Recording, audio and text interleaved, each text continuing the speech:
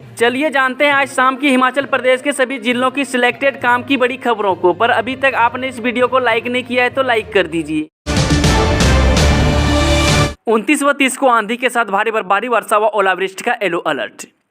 मौसम विभाग द्वारा जारी किए गए ताजा पूर्वानुमान के अनुसार पश्चिमी विक्षोभ के कारण 29 व 30 जनवरी को प्रदेश के ऊंचे भाव मध्य पर्वतीय क्षेत्रों में आंधी व भारी बर्फबारी, जबकि निचले क्षेत्रों में आंधी के साथ वर्षा और ओलावृष्टि का येलो अलर्ट जारी किया गया है। ऐसे में हवाई, रेल और वाहनों की आवाजाही के बाधित होने के साथ बिजली और पानी की आपूर्ति के प्रभावित होने की आशंका है। 5 प्रशासनिक अधिकारियों का हुआ तबादला, 2 को अतिरिक्त प्रभार। हिमाचल प्रदेश सरकार ने गुरुवार को 5 राज्य सेवा अधिकारियों का तबादला कर दिया है। वहीं 2 आईपीएस अधिकारियों को अतिरिक्त प्रभार दिया। वहीं मुख्य सचिव प्रबोध सक्सेना के आदेश में बताया गया है कि सरकार की प्रधान सलाहकार निशा सिंह अब हिमाचल प्रदेश की प्रधान सलाहकार और महानिदेशक के रूप में कार्य करेंगी। वसंत पंचमी पर निकली रघुनाथ जी की भव्य रथ यात्रा, भक्तों ने खूब उड़ाया गुलाल। वसंत पंचमी पर ढालपुर मैदान में वीरवार को रघुनाथ जी की रथ यात्रा में खूब गुलाल उड़ा। रथ यात्रा में भारी संख्या में लोगों ने हिस्सा लिया। लगभग 35 साल के बाद ऐसा संयोग बना, जिस दिन गणतंत्र दिवस है उसी दिन वसंत पंचमी मनाई गई। एक ही दिन दोनों कार्यक्रम कुल्लू के ढालपुर मैदान में आयोजित हुई। वहीं लोगों ने भगवान रघुनाथ जी के रथ यात्रा की डोर स्पर्श कर पुण्य कमाने के लिए सैकड़ों हाथ आगे बढ़े।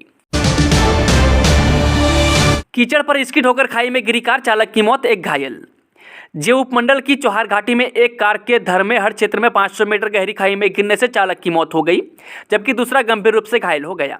हादसा बुधवार अल सुबह हुआ है। वहां से गुजर रहे लोगों ने कार को खाई में गिरा देखा। हादसे के शिकार चालक की पहचान 27 वर्षीय रविंद्र कुमार पुत्र रमेश चंद्र निवासी गाँव रडू डाकघर पपलोग सरका घाट के रूप में हुई है। सुंदरनगर में कामाख्या मंदिर से सोने का छत्र, नथ सहित लाखों के गहने उड़ा ले गए चोर। पुलिस थाना BSL कॉलोनी के अंतर्गत कामाख्या मंदिर जय देवी में चोरों ने माता के गहनों व नकदी पर देर रात हाथ साफ कर दिया। मंदिर कमेटी को घटना का पता उस समय चला जब सुबह मंदिर का पुजारी मंदिर पहुंचा। वहीं मंदिर के पुजारी शोभाराम द्वारा पुलिस थाना BSL कॉलोनी में मामला दर्ज करवाकर चोरों के खिलाफ उचित कार्रवाई की मांग की है। 8 महीने बाद छुक छुक सुन रोमांचित हो उठा जोगिंदरनगर, बंद रेल मार्ग पर अरसे बाद दौड़ी train. Jogindernagar Pathankot railway track बहाल हो गया है। बैजनाथ के पास ओवरब्रिज के निर्माण की वजह से ट्रैक पिछले 8 महीने से बंद था।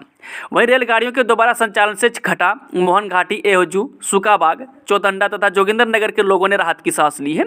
वहीं उत्तर रेलवे फिरोजपुर डिवीजन के यातायात प्रबंधक द्वारा आदेश के तहत पपरोला से जोगिंदरनगर तक रेल सेवा को 26 जनवरी को दोबारा शुरू हो गया है। वहीं बता देते हैं कि नई समय सारणी के तहत पपरोला से यह रेल सेवा सुबह 8 बजे से चलेगी, जो जोगिंदरनगर में सुबह 9:35 पर पहुंचेगी। जोगिंदरनगर से यह रेल सेवा 10:30 बजे सुबह पपरोला के लिए रवाना होगी, जो 12 बजे पपरोला पहुंचेगी। इसके साथ ही पपरोला से 1 बजे जोगिंदरनगर रवाना होगी, जो 2:35 पर पहुंचेगी, जबकि शाम को 3:30 बजे जोगिंदरनगर से पपरोला को रवाना होगी तथा शाम 5 बजे पपरोला पहुंचेंगी। चंबा में अतिक्रमणकारियों पर चला नगर परिषद का डंडा, कसाखड़ा मार्ग पर हटाई सजाई गई दुकानदारी। शहर के न्यू बस अड्डे की ओर जाने वाले कसाखड़ा मार्ग पर अतिक्रमणकारियों के खिलाफ नगर परिषद ने अभियान छेड़ दिया है। शुक्रवार को नगर परिषद के कनिष्ठ अभियंता संजीव शर्मा की अगुवाई में टीम ने मौके पर जाकर कसाखड़ा मार्ग से अतिक्रमण हटाया। उन्होंने साथ ही अतिक्रमणकारियों को हिदायत दी है कि अगर दोबारा सड़क पर दुकानदारी सजाई तो सामान जब्त कर लिया जाएगा। इसके साथ ही नगर परिषद की इस कार्रवाई से अतिक्रमणकारियों में हड़कंप मच गया है। सराज के कांठी कलवाड़ में सुलगा 6 कमरों का मकान, लाखों की संपत्ति पल भर में राख। सराज क्षेत्र के थाना पंचायत के कांठी कलवाड़ा गांव में शुक्रवार सुबह अचानक आग लगने से 3 लोगों का संयुक्त रूप से बना 6 कमरों का रिहायशी मकान राख हो गया है। वहीं आगजनी की घटना में लाखों रुपए की संपत्ति राख हो गई है। सुंदरनगर के बाहोट में 52 वर्षीय शख्स ने फंदा लगाकर दे दी जान, मानसिक रूप से थे परेशान। पुलिस थाना सुंदरनगर के तहत बाहोट में 52 वर्षीय व्यक्ति ने पेड़ से फंदा लगाकर अपनी जान दे दी है। पुलिस ने मौके पर पहुंचकर शव को कब्जे में लेकर पोस्टमार्टम के लिए भेज दिया है।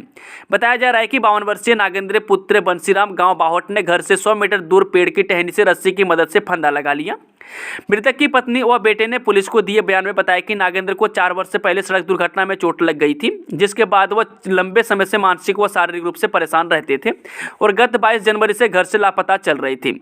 वहीं डीएसपी सुंदरनगर दिनेश कुमार ने मामले की पुष्टि की है। 20 साल से एक ही खेत में उगा रहे हैं 9 खद्यान, प्राकृतिक खेती के लिए नेकराम शर्मा मिला पद्मश्री। जे केंद्र सरकार की तरफ से गणतंत्र दिवस की पूर्व संध्या पर 25 जनवरी को पद्मश्री पुरस्कार विजेताओं के नामों की घोषणा की गई। 2023 के लिए राष्ट्रपति ने 106 पद्म पुरस्कारों को प्रदान करने की मंजूरी दी है। सूची में 6 पद्म विभूषण, 9 पद्म भूषण और 91 पद्मश्री शामिल हैं। कृषि क्षेत्र में हिमाचल प्रदेश के मंडी जिले के नेकराम शर्मा को भी पद्मश्री से नवाजा जाएगा। करसों के नाच गांव के नेकराम शर्मा जैविक खेती से जुड़े हैं और 9 अनाज की पारंपरिक फसल प्रणाली को पुनर्जीवित कर रहे हैं। विंटर सीजन में अब तक 71 लोगों को गंवानी पड़ी अपनी जान, इन 5 जिलों के लिए अलर्ट जारी। जो हिमाचल प्रदेश से जुड़ी बड़ी खबर सामने आ रही है। दरअसल हिमस्खलन अध्ययन संस्थान ने 5 जिलों में हिमस्खलन की चेतावनी जारी की है। वहीं मनाली स्थित हिम और हिमस्खलन अध्ययन संस्थान ने कुल्लू, किन्नौर, शिमला, चंबा और लाहौल स्पीति में 24 जगह हिमखंड गिरने की चेतावनी जारी की है। वहीं इससे पहले चंबा, पांगी, माहलू नाला में भी हिमखंड गिराने से 300 किलोवाट के पावर हाउस में विद्युत उत्पादन ठप पड़ गया है। हिमाचल के खाजा में -20 डिग्री तापमान, पाइपों में जमा पानी, फिर घरों तक कैसे होती है सप्लाई। जो हिमाचल प्रदेश के लाहौल स्पीति जिले को शीत मरुस्थल कहा जाता है। यहाँ पर सर्दियों इतनी ठंड पड़ती है कि नदी और नाले जम जाते हैं। वहीं लाहौल में जहाँ पारा -15 डिग्री तक लुढ़क जाता है, वहीं स्पीति रीजन में यहाँ पारा -20 से 30 डिग्री तक पहुँच जाता है। यहाँ पर सर्दियों में पानी की सप्लाई घरों तक पहुँचाना बड़ी चुनौती है। आजकल हिमाचल का जल विद्युत विभाग इस चुनौती से निपट रहा है और लोगों को पानी पहुँचाने की कोशिश में लगा है। जो काम मंत्री नहीं कर सके, विधायक चंद्रशेखर ने किया, सेरी मंच पर फिर लौटेगी रौनक। जो हिमाचल प्रदेश के मंडी जिला में होने वाले अंतर्राष्ट्रीय शिवरात्रि महोत्सव की सांस्कृतिक संध्याएं इस बार छोटी काशी के ऐतिहासिक सेरी मंच पर होगी। ऐसे शहर के बीचों बीच स्थित ऐतिहासिक सेरी मंच की रौनक एक बार फिर लौटेगी।